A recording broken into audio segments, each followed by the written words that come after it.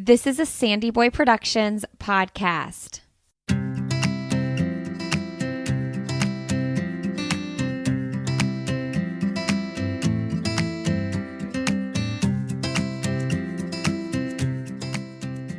Welcome to the Urban Pharmacy Podcast, where we help women remove the overwhelm of living their most holistic life.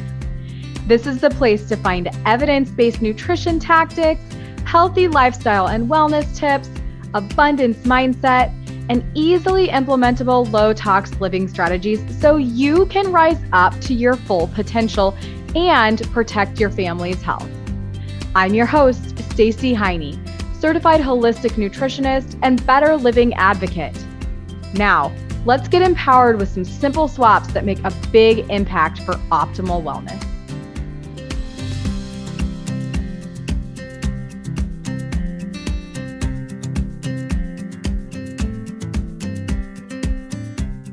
Hey friend, happy episode 48 of the Urban Pharmacy Podcast. I hope you're having a fantastic day. I'm super excited because, well, first off, my very favorite clean beauty brand is having their site-wide holiday sale. If you're listening to this in November 2021, you're going to get in on all of the goodness that is a site-wide sale. It is 15% off site-wide on Beautycounter's website. But the coolest part about it is that if you've never tried Beautycounter, you can get 20% off the entire site with code CLEANFORALL20 at beautycounter.com/Stacey Heiny. That's STACEYHEINY. Beautycounter.com/Stacey Heiny.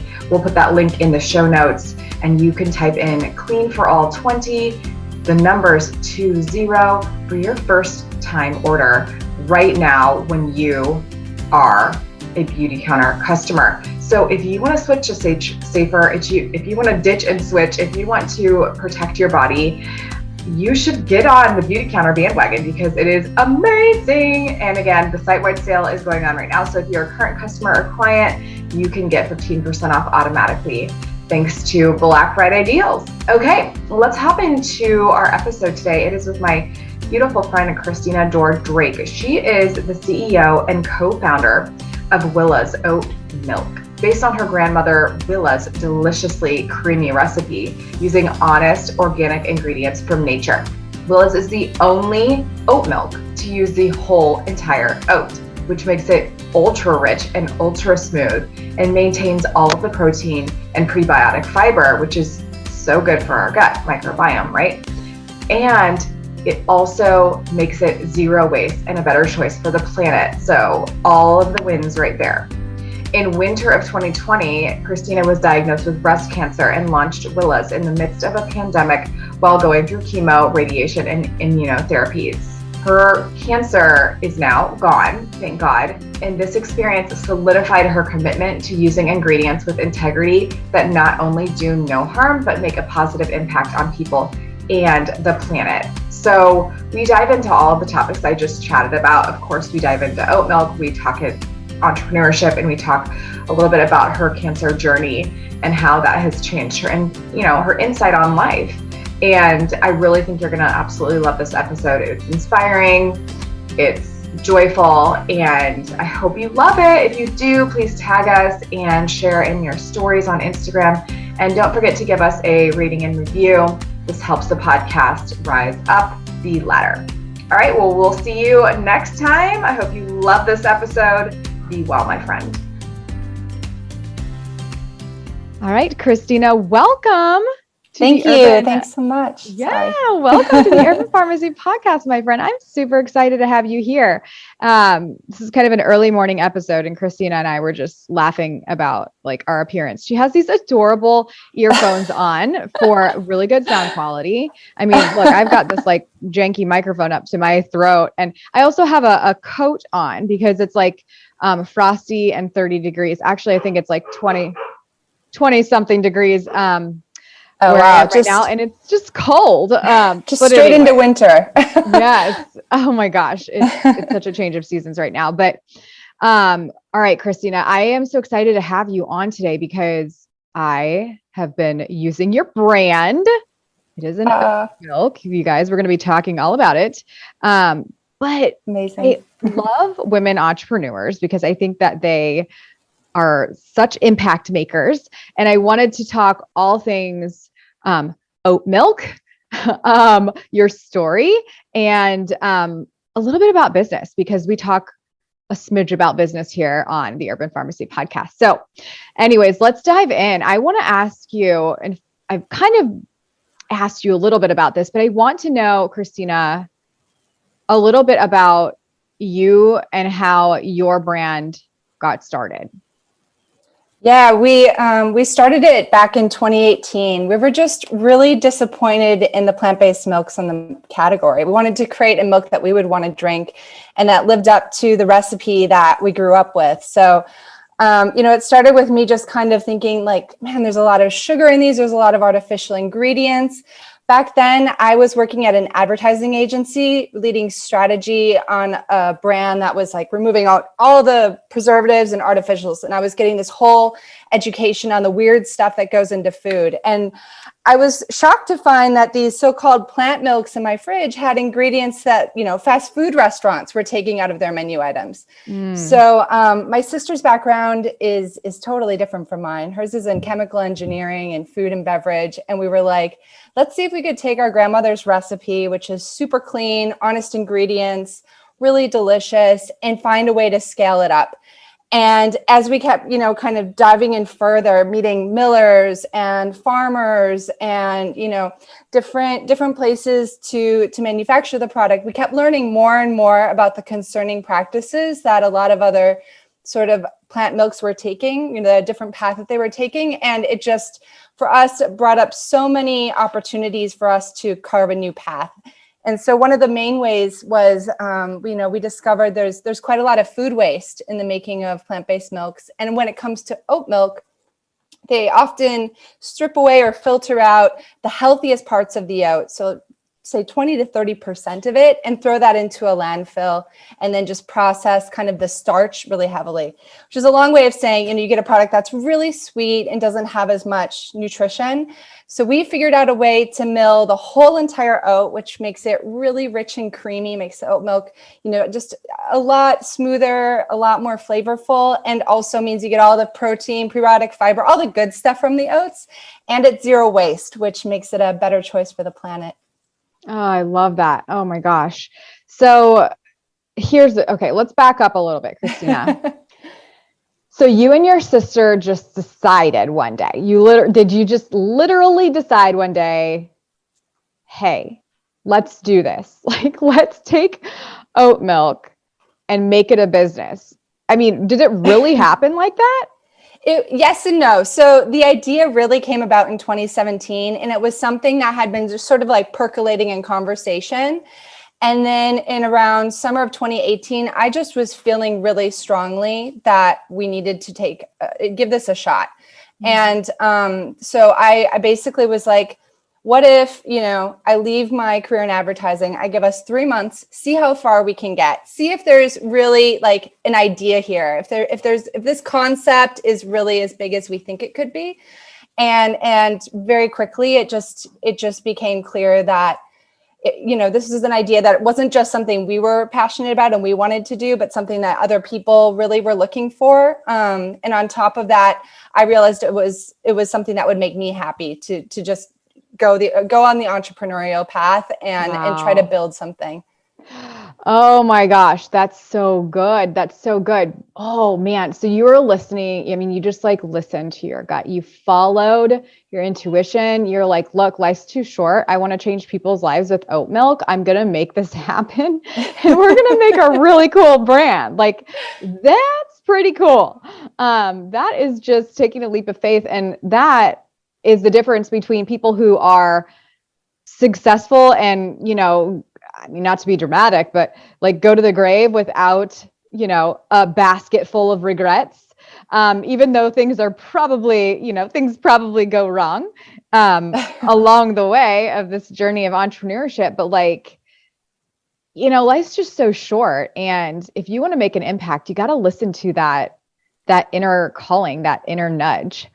That's 100%. So good. Okay. So Now, I know that your history, you learned a lot about the food preservatives. What I really love about Willa's is that there's nothing in there that it's just so pure.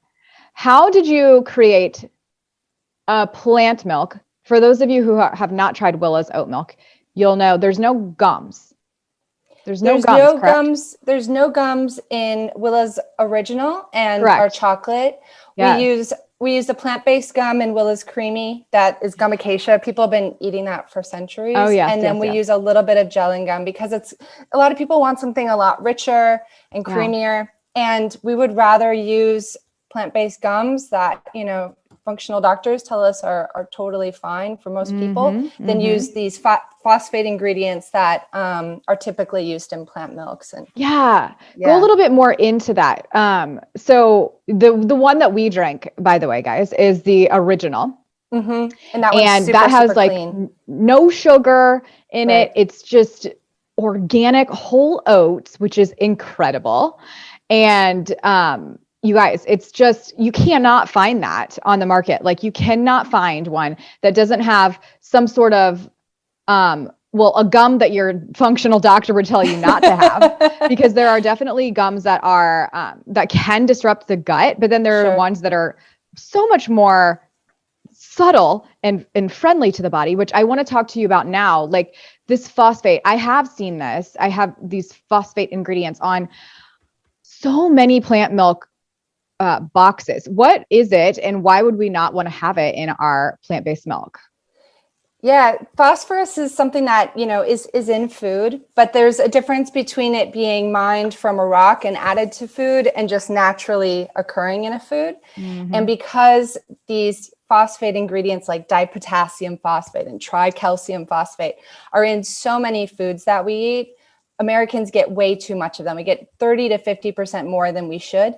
And when they are additives in a food or beverage product and not just naturally in there, they're even more difficult for our bodies to process. So there are a lot of nutritionists who are saying this is the next trans fat. It really is about the amount you have, but essentially, they're really hard on your kidneys. They can be not great for bone density, heart health, all kinds of things. It's just not something we wanted in our oat milk. And it was also something that as we were working with integrative doctors and registered dietitians, they were just like, please avoid this at all costs. And we were like, wow, everybody else is using them and nobody's really talking about it. So for us, it was just super important to find a way to create a really rich, creamy product, never watery, never chalky, without adding anything. And that meant my sister and my mother iterated on my grandmother's recipe on nights and weekends for months, just to make sure we really dialed it in and made sure that as we scaled it up, we didn't lose any of the flavor, any of the integrity of the ingredients, and just created a product that people could really feel good about drinking every day.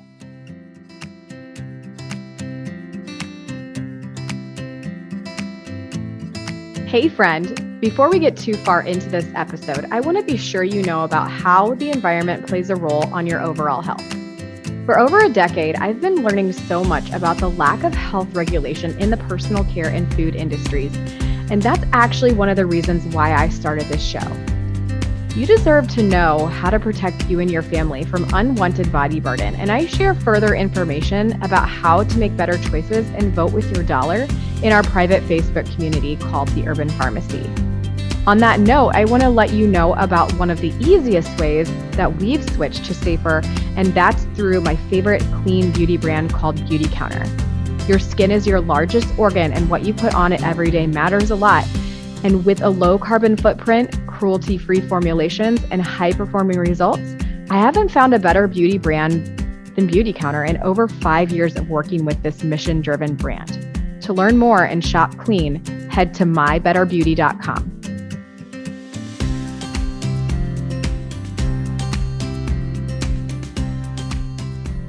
All right, let's talk a little bit about how you guys came to be a business. Let's talk about that. And then we're going to talk about organic because we need to talk about that for sure.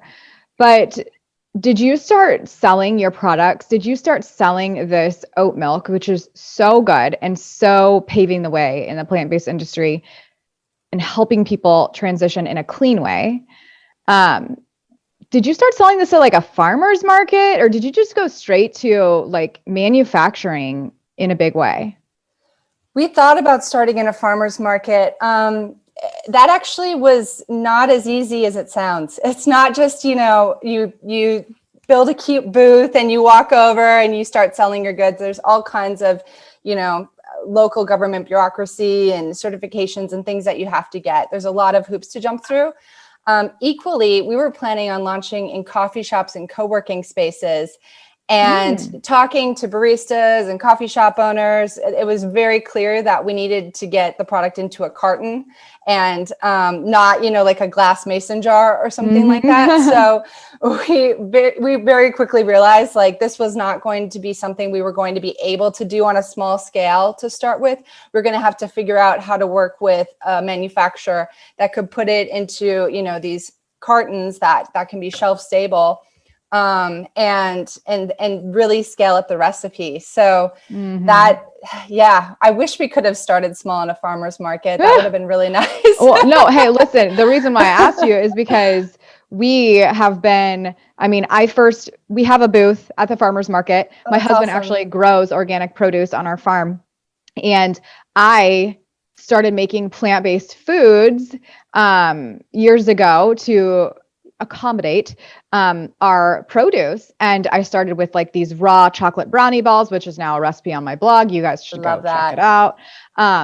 A cashew queso cheese. I made different herbal teas. I made infused and like adaptogenic blended raw almond butters with my almond butter grinder. Like I made all the things, and now we've gotten rid of all that because that was a lot. That was very hard. That was a lot.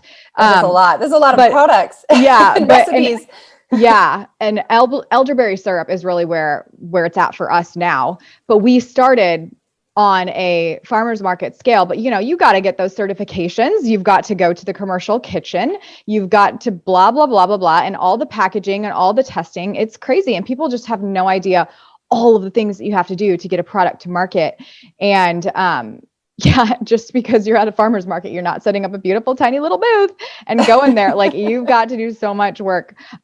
So this is so interesting because now we're looking at working with a co-packer and actually getting it, out into commerce in a much bigger way. But you are inspiring to know that your guys' brand has been so successful.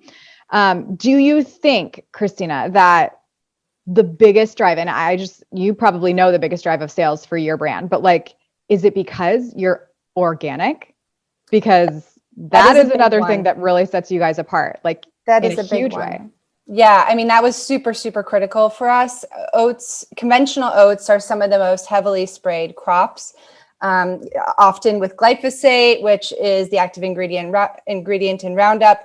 That was just not something we wanted in our oat milk. So it was basically like, we are only doing this if we can be organic. That's the only way we could feel good about it. Our target, is people like you who are like, I want to drink a really delicious plant milk that actually uses ingredients I can pronounce and has some nutritional density, and I can feel good about sharing with my family or giving my kids. And so for us, it's just been making sure that we're always living up to our values and, prioritizing health and sustainability alongside creating a product that tastes really, really good. Oh, it's so good. So yeah. And you guys, like when you're thinking about, you might think that, oh, I'll just buy regular oat milk, and whatever brand, and it'll be fine because I'll eat all the other things that are organic and blah, blah, blah, blah, blah. But like, here's the deal. If you are giving your kid, especially kids, like that's why I like the convenience of Willa's. Like for me and like me personally, I usually home make all of my milks, my hemp milk, my oat milk, like that's just the way I roll. But for my readers, right? For my readers on my or on my blog, and like if I need something quick for my kid that we're, out the door and I don't have time to make him something, if you're having these milks, like twice a day, maybe you're giving your kiddo cereal and then you're making a smoothie with it, like it adds up. And definitely You want to be consuming organic if you are having oats in general, and oat milk for sure. And that's pretty hard to find. So you just need to get on the website and order Willa's. I mean, where all can we find you now, Christina? Just because I feel like since I came across your guys' brand originally, you've grown a lot. Yeah, we are available on Amazon, so you can find us there. We're about to launch. We haven't launched the dark chocolate product yet on Amazon, but that's coming soon. And then we've been launching in about 5 new retail stores a week. So right now we're mostly in co-ops and natural food stores. We're not in any huge chains yet, but every day it's like there's a new store that we're launching in. So, you can always follow us on social or our emails, and you'll find out if there's like any new launches happening in your neighborhood. Fantastic. So yes, it is on Amazon, and you can also purchase through willas.com. And I have a discount code I'll leave you guys at the bottom of this episode too, so you can snag that. But okay, let's transition a little bit away from the product itself and talk about business, Christina. And for people who are interested in starting a business or a brand of their own and just don't know where to start, like, do you have any tips? I'm springing this question out on you. Like, you had no idea I was going to ask you this, but like, for entrepreneurs that really just want to follow their vision and step into their ideal life, do you have any top tips that you can share with our listeners to just start? Like, where would you want to start when you're creating a business? Where I started was by talking to other entrepreneurs. So, because I was just like, what do I even do first? Your to-do list is a mile long to start something like this. And it's like, what are the most important things? What are the pitfalls to avoid? Those are the questions that I wanted to get answered.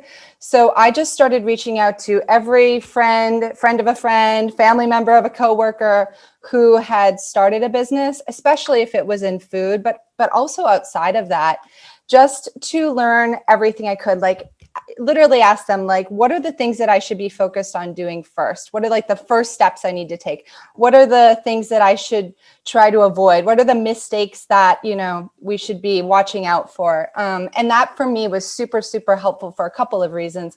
One, it helped me kind of understand that I'm not the only one who's faced this kind of overwhelm of starting something, and talk to other people who had been through it.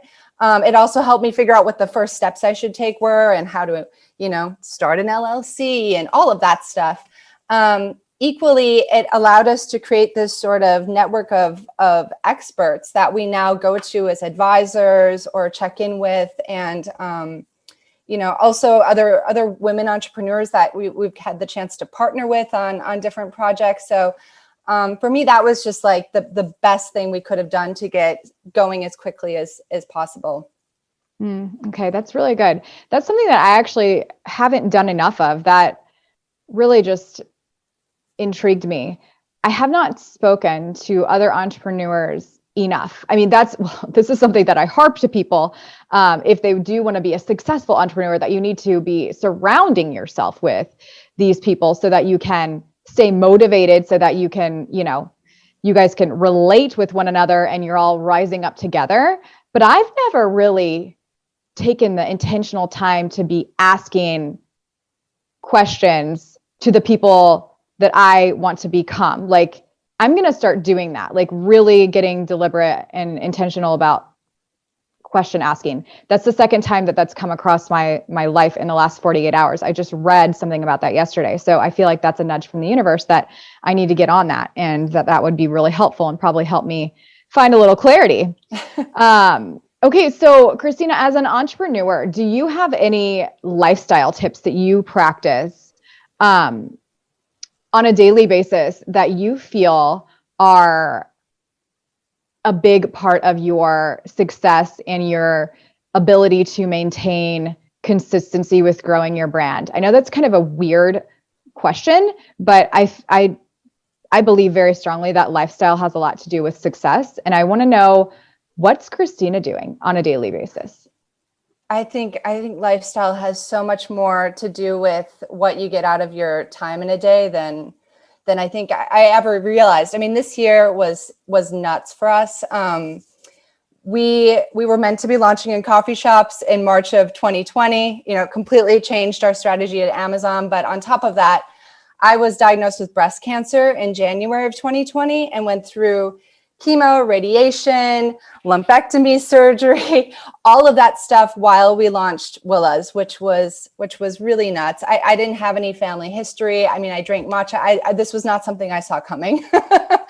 And so I felt like my life was just so wildly out of control all of a sudden, and to try to regain some sense of control and some agency in my cancer treatment and not just feel like things were being done to me. I basically was like, okay, I need to carve out time every day to exercise. Like my doctors told me that would help me process the chemo better. And I was like, great, I can do that. I tried to eat as clean and then as nourishing of food as I could. I tried to carve out time to meditate and journal and do therapy because, the emotions, we all went through a lot last year, but this was just, it turned my world upside down. And I realized along the way, I was like, why am I only giving myself permission to take time for myself because I'm going through cancer treatment? Like as entrepreneurs, I think there are these messages out there that are like, you need to run on fumes and not sleep and, work 24/7. And that's how you build a business. And I think that is so false and so harmful because yes, you have to work really long hours. Yes, you're going to work weekends and nights, and there are going to be big problems to solve all the time. To me, that is the reason why you need to take care of yourself and carve out time for yourself every day to check in and do the things that make you feel good and energized and allow you to see the big picture. So that's been my big learning this year is, taking care of yourself is not a luxury. It's a necessity, especially as an entrepreneur. Oh my gosh. Literally, that's what I teach. That is what I teach. Yeah. I'm so inspired by it too. And I'm really honored to be on your podcast because I love your message about that. Oh my gosh. Thank you so much. Well, I mean, I did not experience cancer, but I did experience, a crashing thyroid. And, due to that, what I see as a partial failure in a brick and mortar business. And it was because I was burning the candle at both ends. And, eventually your health is going to crash if you are being an entrepreneur that is burning the candle so hard, so fast. And like for you, Christina, I mean, this popped out of nowhere for you, but you made the best point. Well, first off, we know that prevention is the best medicine always, but also, why is it that as women or just as women in business or as entrepreneurs in general, that we only stop to take care of ourselves when something has gone wrong, when we have no other choice but to slow down and to stop? And it's 100% necessary that we're taking care of ourselves first, honestly, because we are the engine of the entire business. We are the engine of the brand. And, if we want to maintain this growth and we want to help people long-term and make a huge impact long-term, our health is the greatest thing that we should be working on aside from our business. That is a very powerful message. And I did not know that. I did not know about your cancer story. So this is, or maybe I did, but I don't know. Maybe I don't think I did. This is crazy. And this is really powerful.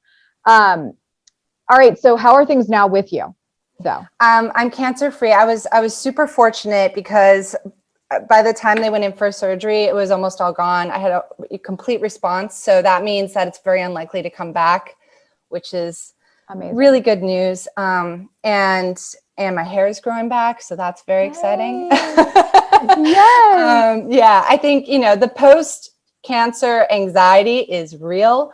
That is a real thing. But at the same time, I'm also getting to the point where I'm able to kind of look back at what I learned. Things like if I don't work out, almost every day, it affects everything. It affects my interactions with our team. It affects my ability to not just get bogged down in emails. It affects my ability to problem solve and just feel good.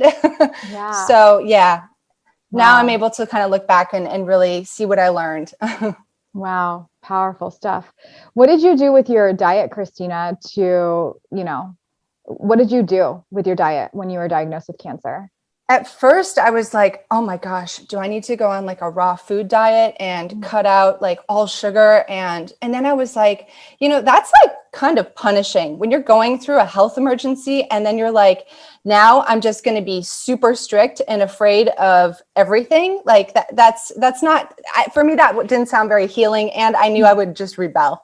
Yeah. Like, you tell me I can't do anything. There's going to be a day where I'm like, I'm doing it, Yeah. So for me, it was like, I made sure I was having lots of cruciferous vegetables and lots of black pepper and lemon, just like all these things that they've found can help prevent breast cancer or help, fight it almost.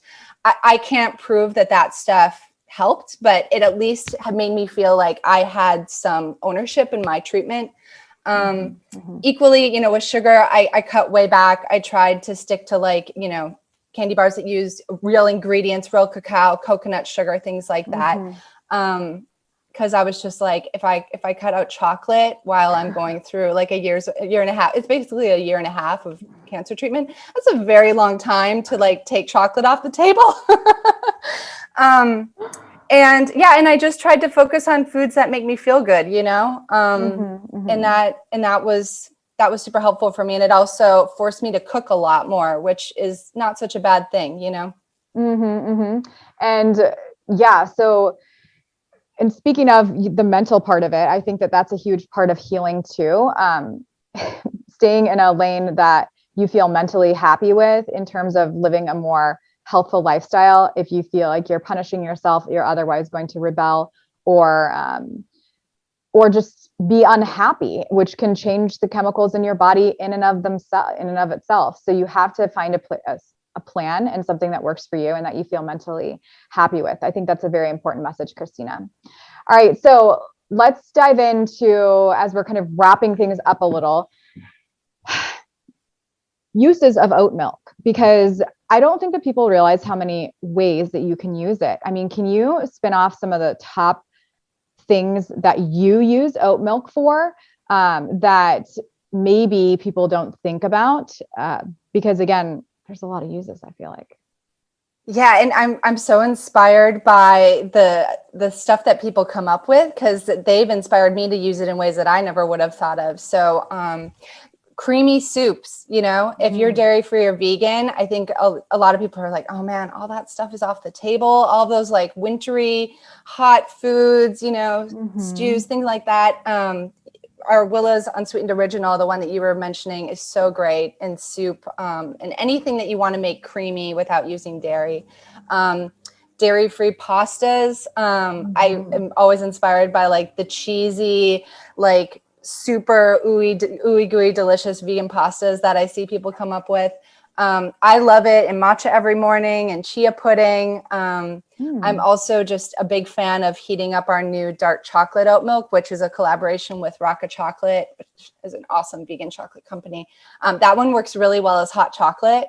Perfect. Yeah. And then, there's so many baked goods and desserts people come up with as well, like chocolate pudding, or one thing that really blew my mind is there's these bread recipes that don't even require kneading, and you use Willa's and it creates this like really fluffy texture. I've seen people come up with like paleo donuts and stuff like that. Wow. Yeah. Fun. It's really endless. I love it. Yeah. I mean, I've used it for baking and it performs super well. Like, definitely better, in my opinion, than the box containers that you're going to find that have all these weird gums, and that are very watered down. So I highly suggest trying to bake with Willa's, because you're going to find the texture of your baked goods to be amazing. I also use it in smoothies. You guys, you can use it in popsicles. You can make really good frostings with it. the possibilities are endless. Put your granola in it, use it anywhere that you would use a dairy. And again, with those cheese sauces, oh man, let me tell you, it does make a really creamy cheese sauce. I think it's because it's that whole grain oat that's used and it's just so good. So I love it. Okay, Christina, are there any last thoughts that you want to share we've talked kind of randomly about food, about life, and about business, but do you have anything you want to leave before we wrap up with the final question? I think if you're considering an entrepreneurial journey or trying something different, allow yourself to try it out and do some research and just start seeing where it goes. If this year has taught me anything, it's that there are no dress rehearsals, and this is our chance to find ways to make a positive impact on the world and do things that make us happy. So don't wait on it. Just get started somewhere. So good. So good. Okay. Here's a question, Christina, that I ask every guest. What does holistic living mean to you? To me, it's the whole person, right? And we're learning more and more about how our mental health and our physical health and the communities that we surround ourselves with, all of that stuff is interconnected. And you can't ignore your mental health and expect to feel great, and you can't ignore your physical health and expect to feel great. It's just, you constantly need to check in with yourself and see what's working and what's not working, and keep doing what you need to feel good. I love it. I love it. So powerful. All right, my friend, that is it. You guys, let us know if you love this episode. I think this was super inspiring, Christina. You gave us a lot of good nuggets of wisdom and information, and I am just so thankful for your time. Oh, thank you. Thank you so much for having me and sharing the story of Willa's, and it's an honor. Thank you so much. Absolutely.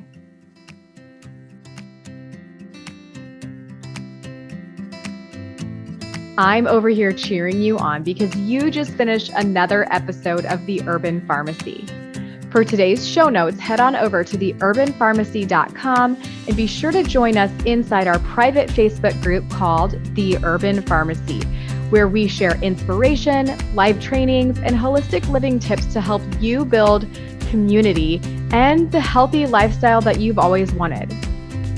If you enjoyed today's episode, make sure you hit that subscribe button and please consider leaving us a 5-star review. Before we connect again on the next show, follow me on Instagram at The Urban Pharmacy. That's urban with an H and pharmacy with an F. And I can't wait to hear your wellness journey as we get to know each other better. There's truly no better time than now to level up your life, and I am so proud of you for showing up today. Until next time, be well, Health Crusader.